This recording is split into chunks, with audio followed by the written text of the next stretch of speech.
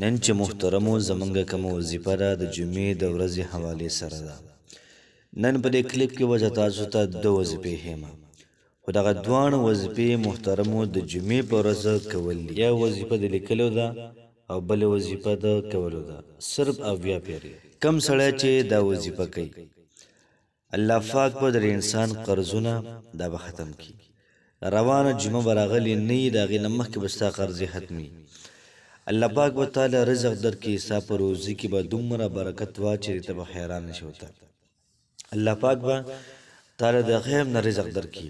الله پاک به تعالی دومره مال او دولت درکړي چې انسانان به د محترمو دا حیران نشي. یاد ساتئ چې ورسره به الله پاک تعالی شیطان هم بد ساتي. نن چې کومې زموږ دوه وظیفې دي ډېرې زیاته زبردست دي او ډېرې زیاتې اعلی دي. کوشش وکړئ وظیفه په خپله مو کې ملګرو سره هم شیر کړئ. بسم الله الرحمن الرحیم. شروع کوم د ډېر زیات بخونکي او د ډېر زیات مهربان رب په نوم باندې.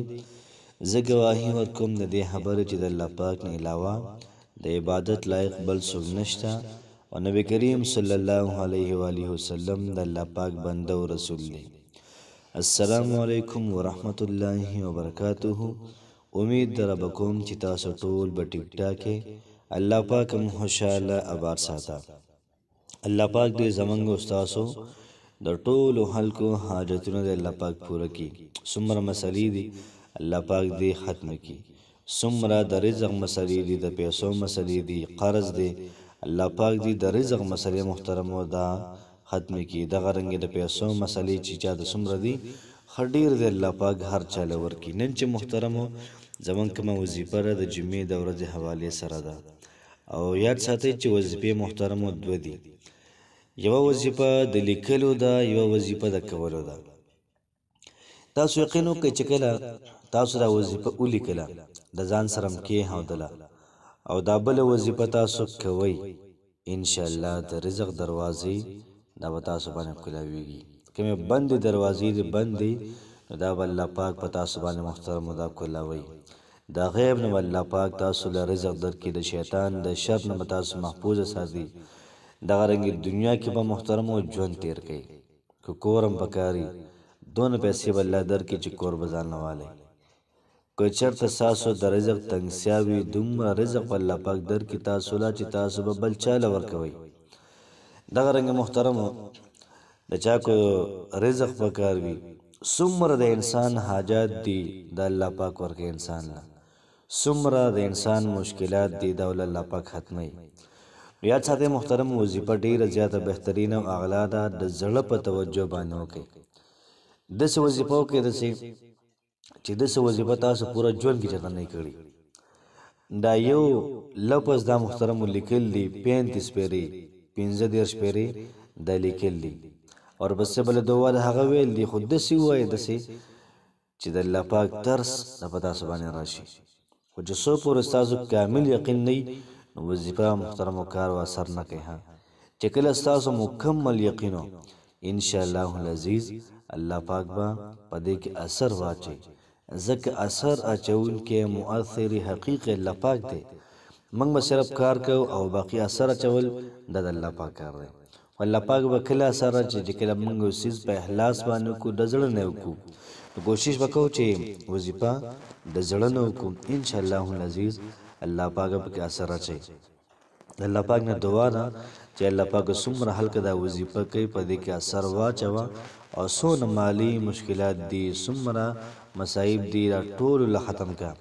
او تاسو کله دا وظیفه پوره کوئ هغې نه بعد ووایئ یا الله پاک څونه خلک دا وظیفه کوي د ټولو خلکو وظیفه قبوله کړي. ولې؟ ځکه حدیث کې راځي کوم سړی د غایب سړي دپاره دعا کوي فرشتې الله پاک ته وایي چې ای پروردګاره لومبی درې سړي کار وکړه بیا درې نورو خلکو کار وکړه. نو څوک هم چې وظیفه کوي نو ټول یو بل ته دعا وکړي یا الله پاک د چا د رزق مسله وي رزق له ورکړي، د چا مشکلات وي یا الله پاک مشکلات له ختم کړي، د چا پریشانی وي یا الله پاک پریشانی له ختم کړي، څو قیدیان یا الله پاک آزاد کړي، په چا قرضې دي یا الله پاک قرضې ختم کړي. نو یو بل ته دعا وکړئ ښه ډېره وکړئ چې کوم څه ستا په کار دی پخپله هغه دعا کوه د بل چا لپاره. انشاءالله العزیز الله پاک به تعالی هغه څیز ډېر زیات درکوي. فرمایي چې کله تاسو د جمعې مونځ وکئ د جمعې د مانځه نه پس تاسو دغه لیکلو کوي محمد رسول الله احمد رسول الله یا محمد رسول الله احمد رسول الله دا به تاسو ولیکئ 15 شپېرې به ولیکئ 35 شپېرې به ولیکئ او د ځان سره به کېږدئ نو دا وظیفه ستاسو د لیکلو شوله او دویمه چې کومه وظیفه ده محترمو هغه د کولو ده د جمعې په ورځ چې کم ټایم کې تاسو کوئ بس صرف د جمعې په ورځ تاسو اویا پیرې دا وظیفه وکئ اویا پیرې مطلب 70 پیرې دا وظیفه وکئ بل جمعه براغلی نه الله پاک وساسو قرضې دا ختمې کړي الله پاک وساسو رزق کې برکت بیا چولی وظیفه څنګه ده اللهم اكفني بحلالك عن حرامك واغنني بفضلك عما سواك اللهم اكفني بحلالك عن حرامك واغنني بفضلك عما سواك دا تاسو په ترتیب باندې په طریقې باندې د جمعې په ورځ اویا پیری وای ان شاء الله العزیز الله پاک نه کلک یقین ساتم چې الله پاک وستاسو د رزق مسلې به ټولې ختم کی او دغه رنګ څومره قرضې د محترمو دا الله پاک ختم کی او بے پناه رزق الله پاک تاسو له درکې الله پاک هم خوشاله آباد ساته السلام علیکم ورحمت الله وبرکاته